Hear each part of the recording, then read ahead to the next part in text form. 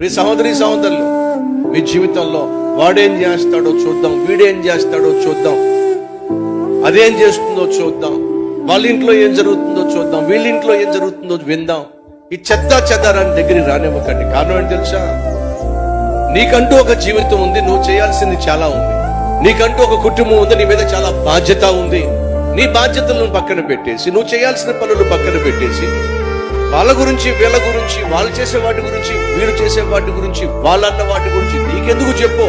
నీ ఇంట్లో కంపు పెట్టుకొని ఇతర వాళ్ళ కంపు గురించి ఎందుకు మాట్లాడతావు చెప్పు?